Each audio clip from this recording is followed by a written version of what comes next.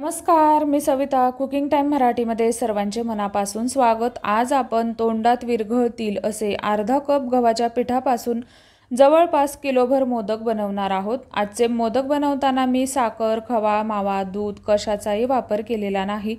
मोदक खायला म्हणाल तर अतिशय माव्यासारखे लागतात. एकदा नक्की बनवून पहा. तर आता गव्हाच्या पिठाचे मोदक बनवण्यासाठी कढईमध्ये मी 2 मोठे चमचे साजूक तूप घातलं. तूप घातल्यानंतर तूप छान कडकडीत गरम झालं की यामध्ये मी सुरुवातीला अर्धा कप गव्हाचं पीठ घातलं आहे. पीठ घेताना मी हलकं घट्ट भरून घेतलं होतं.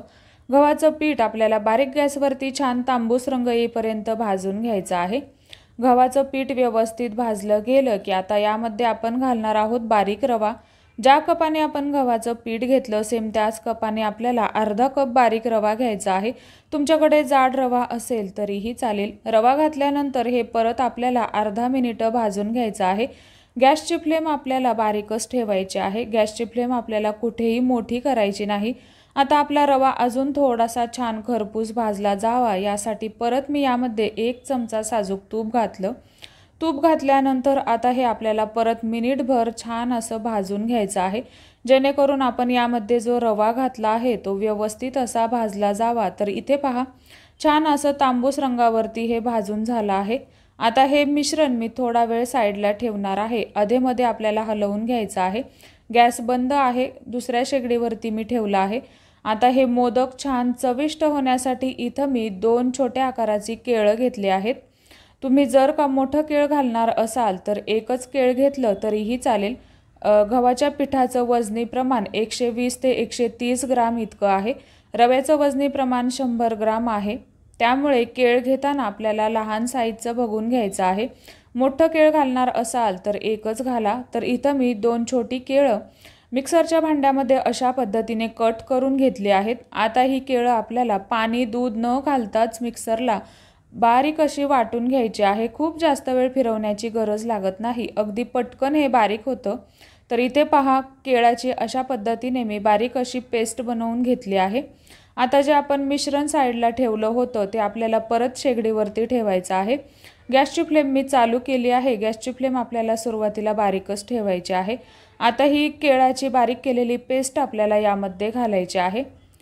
केळाची पेस्ट घातल्यानंतर आता हे मिश्रण आपल्याला छान असं परतून घ्यायचं आहे, जेणेकरून आपण जे केळ यामध्ये घातलं आहे ते व्यवस्थित असं यामध्ये परतलं जाईल. तर इथे पहा, मिश्रण अगदी कोरडं फडफडीत होईपर्यंत मी हे भाजून घेतलं. आता सगळं साहित्य आपण ज्या कपाने घेतलं त्याच कपाने इथं मी 1 कप बारीक चिरलेला गूळ घेतला आहे. गूळ घेताना आपल्याला बारीक चिरून व हलक्या हाताने कपामध्ये भरायचं आहे. गूळ घातल्यानंतर हे मिश्रण पहा, हलकसं गूळ वितळल्यामुळं ओलसर झालं आहे. थोडंसं परतवून घ्यायचं आहे. आता ज्या कपाने आपण सर्व साहित्य घेतलं त्याच कपाने आपल्याला पाऊण कप इतकं पाणी घ्यायचं आहे. पाणी थंडच आहे. गरम वगैरे आपल्याला घालण्याची अजिबात गरज लागत नाही. गॅसची फ्लेम बारीकच आहे. पाणी घातल्यानंतर हे मिश्रण आपल्याला सतत हलवत राहायचं आहे. हलवत असताना यामध्ये मोठ्या मोठ्या जर का गाठी झाल्या असतील तर त्या उलथाण्याने अशा पद्धतीने आपल्याला छानपैकी मोडून घ्यायच्या आहेत. तसं पाहायला गेलं तर हे मिश्रण तयार करताना खूप जास्त गाठी होत नाही. आता आपल्या पिठाला छान असा ग्लेज यावा यासाठी परत मी यामध्ये 1 चमचा साजूक तूप घातलं व आपल्या मोदकांना छान असा रंग यावा यासाठी इथं मी गरम पाण्यामध्ये थोड्याशा केशराच्या काड्या भिजत घातल्या होत्या. जर का तुम्हाला केशर घालायचं नसेल तर याऐवजी तुम्ही यामध्ये पिवळा खाण्याचा रंग वापरला तरीही चालेल.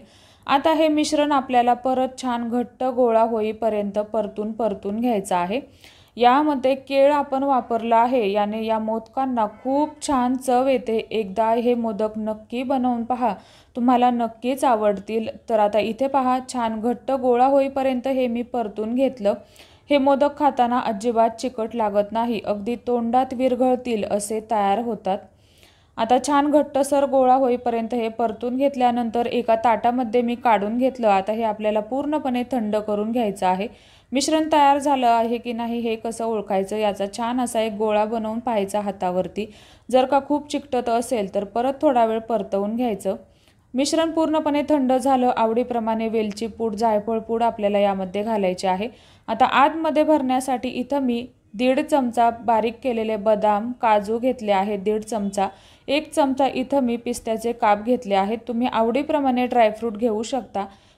हे ड्रायफ्रूट आपण या मोदकाच्या आतमध्ये छान असे भरणार आहोत, याने मोदक खाताना अगदी छान असा लागेल। आता जे थंड केलेलं मिश्रण आहे ते मी हाताने कालवून घेऊन छानपैकी मळून घेतलं आहे। मळत असताना हलका तुपाचा हात आपल्याला घ्यायचा आहे, जेणेकरून हाताला चिकटणार नाही। तसं तर हे मिश्रण अजिबात हाताला चिकटत नाही। आता इथं मी मध्यम आकाराचा मोदकाचा साचा घेतला आहे व साच्याला आपल्याला थोडंसं तूप लावून घ्यायचं आहे।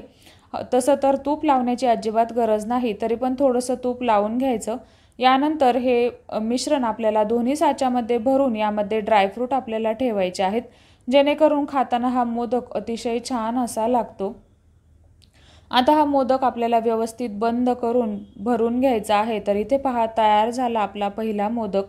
अतिशय मस्त, चवीला खूप खूप छान लागतो। एकदा नक्की बनवून पहा व अगदी कमीत कमी साहित्यांमध्ये व कमी खर्चामध्ये हा मोदक तयार होतो। चवीला खूप भारी लागतो। केळाचा एक वेगळाच फ्लेवर या मोदकांना येतो। एकदा नक्की बनवून पहा, तुम्हाला नक्कीच आवडतील। तर अशाच प्रकारे मी सगळे मोदक बनवून घेतलेल्या मिश्रणामध्ये जवळपास 22 ते 23 मोदक तयार झाले। तर कशी वाटली तुम्हाला आजची रेसिपी? आवडली असेल तर रेसिपीला एक लाईक जरूर करा। चॅनलवरती जर का तुम्ही नवीन असाल तर चॅनलला नक्की सबस्क्राईब करा।